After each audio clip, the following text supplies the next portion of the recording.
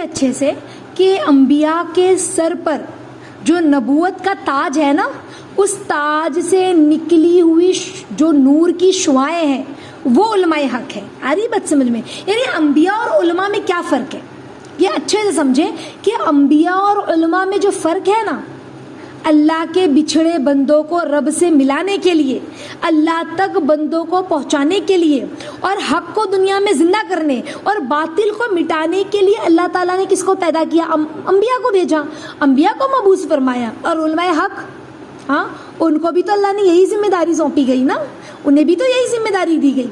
تو انبیاء کی محنت بھی حق کو پھیلانا، علماء کی محنت بھی حق کو پھیلانا، اس کی اشاعت کرنا. گویا یہ سمجھ لے کہ دونوں ایک ہی تجلی سے نکلے ہوئے دو نور ہیں. آ رہی ہے بات سمجھ میں؟ یعنی علماء حق وہ ہیں جن کی آنکھ سے، جن کے کان سے، جن کی زبان سے، جن کے ہر انداز سے ساتھیوں، حتیٰ کہ جن کی گفتار سے، جن کے کردار سے، جن کی ہر ادا سے حق جھلکے اور چھلکے، ہر عضو سے حق زندہ ہو رہا ہو، ہر قول سے، ہر فعل سے حق زندہ ہو رہا ہو.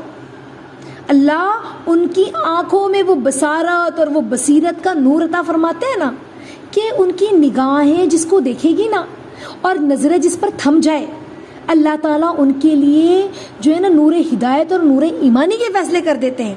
ایسے ہوتے ہیں علماء حق کہ ان کی جو زبان ہے، ان کے زبان سے اللہ ایسے حق کو زندہ کرتے ہیں، ایسے بول حق کے نکلتے ہیں نا کہ ان کے جسم سے ہوا جو ٹکرا کر جاتی ہے، جس سمت میں وہ جاتی ہے وہاں اللہ حق زندہ کرتے ہیں. آ رہی ہے بات سمجھ میں؟ اگر ہماری زندگی سے، ہمارے اعمال سے ہم چیک کریں، ہمارے کردار سے، ہمارے اخلاق سے، ہمارے الفاظ سے، ہمارے ظاہر سے، ہمارے باطن سے اگر حق زندہ نہیں ہو رہا ہے نا تو پھر ہم علماء حق میں سے ہرگز نہیں ہیں. سمجھ رہے ہیں؟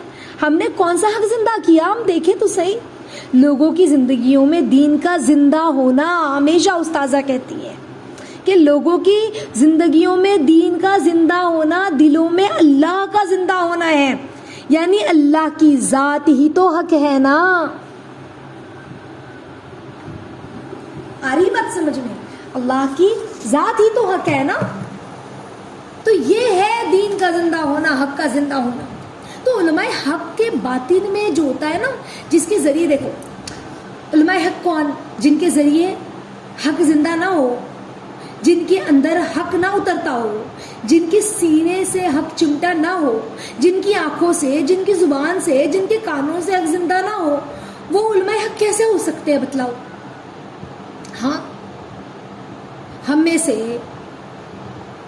اللہ کے نبی صلی اللہ علیہ وسلم کی حدیث نہیں ہے کہ تم میں سے وہ شخص مومن نہیں ہو سکتا جس کے دل میں اللہ اور اس کے رسول صلی اللہ علیہ وسلم کی محبت، کیا فرمایا اللہ کے نبی نے؟ جن کے دل میں اللہ اور اس کے رسول صلی اللہ علیہ وسلم کی محبت تمام محبت پر غالب نہ ہو. سمجھ رہے؟ تو حقیقی محبت اللہ ہی کی تو ہے نا.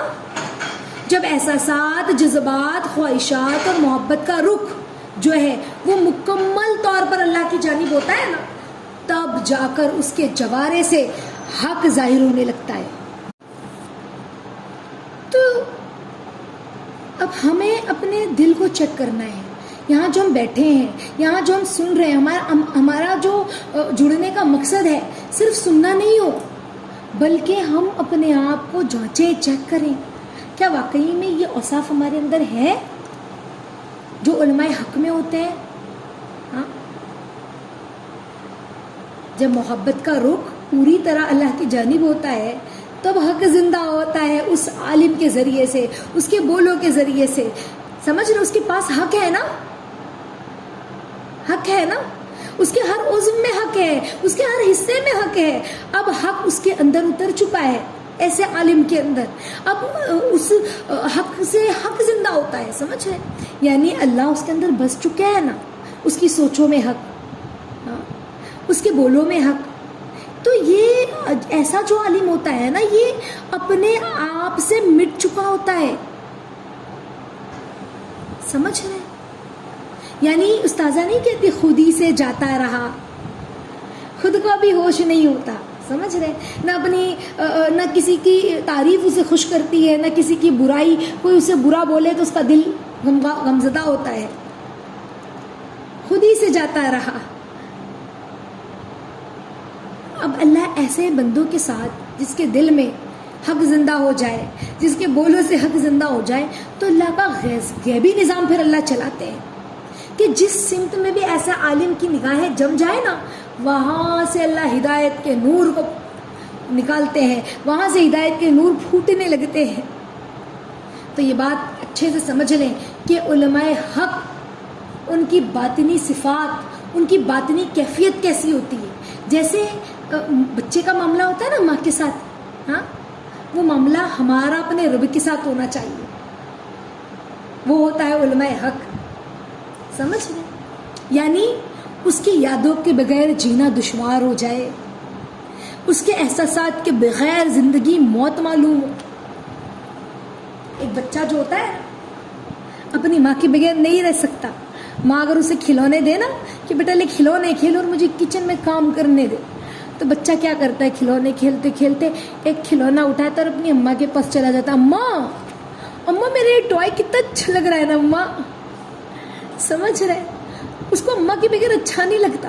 اگر وہ اپنی خالہ کے گھر چلی جائے اور اماں جا کے چھپ جائے دروازے کے پیچھے اور بچہ کہ میری اماں کہاں گئی، اس کی خالہ کہ اماں تو گئی بیٹا، آپ اپنی خالہ کے پاس ہو نا، خالہ کے ساتھ کھیلنا۔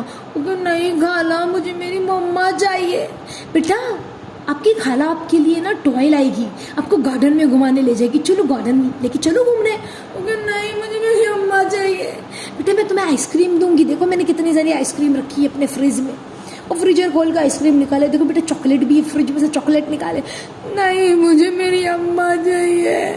بچہ رونے لگتا ہے، اسے اماں کے بغیر اچھا نہ لگے، اس کے دل سے اماں کا خیال نہ نکلے، اماں کے بغیر اسے زندگی موت معلوم ہو۔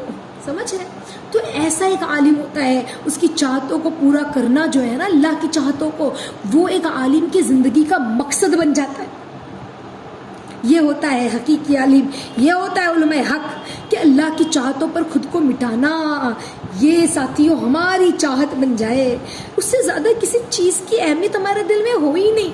جس چیز کے لیے وہ کہے بس وہی ہمارے سامنے ہو، جس چیز کی اہمیت ہمارے رب ہمیں دکھلائے بس وہی ہمارے نزدیک اہم ہو، اس سے زیادہ کسی کی محبت ہمارے دل میں نہ ہو، اس کی رضا سے زیادہ کسی کی رضا کی چاہت ہمارے دل میں نہ ہو، اس کی خوشنودی سے بڑھ کر ہماری نظروں میں کوئی نعمت نہ ہو، اس کی توجہ کا احساس ہمارے دل کو باغ باغ کر دے، اور اگر اس کی بے توجہی ہمیں محسوس ہو تو وہ چیز ہمارے لیے عذاب سے بڑھ کر نہ ہو، کہ اللہ کی ایک خوشی پر ہم ساری خوشیاں قربان کر دیں، اس کی قربت کا احساس ہمیں مزید غمزدہ کر دے۔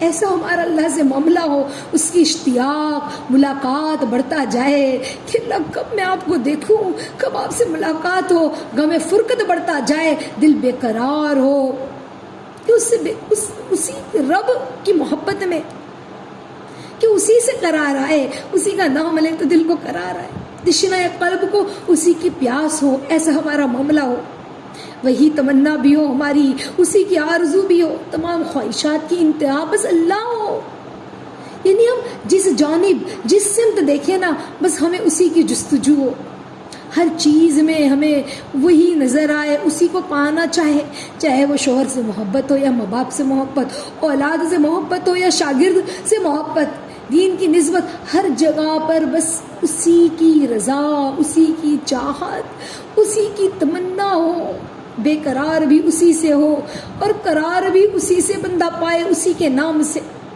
سمجھ اسی کے حکم پر عمل کرنے کی ہماری چاہت ہو، ایسی چاہت ایسا عمل ہو نا گویا ہمارے ہاتھ بندھے ہیں، سر جھکائے سچی باندی اور غلام کی طرح منتظر کھڑے ہو کہ اللہ اب کیا حکم ہے آپ کا، میں اب کیا کروں۔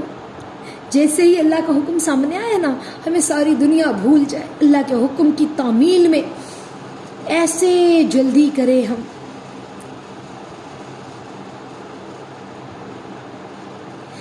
آ رہی ہے بات سمجھ؟ یعنی ایسے اس کے ہو جائے نا کہ خود ہی سے دور ہو جائیں. ہمیں اپنا میری عزت، میری ذلت، میرا میں، میرا یہ ہماری ڈکشنری سے نکل جائے. بس اللہ، صرف اور صرف اللہ. سمجھ رہے؟ خود ہی سے دور ہو جائیں لیکن اپنے اللہ سے قریب.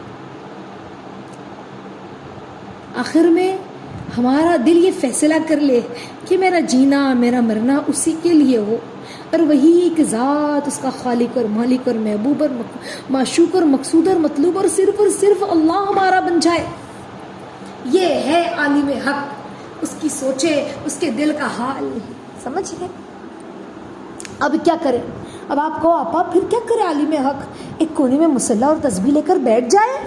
ہاں، نہ ایسا نہیں کرنا ہے کہ کونے میں مصلی اور تسبیح لے کے بیٹھ جائیں، بلکہ کیا کریں؟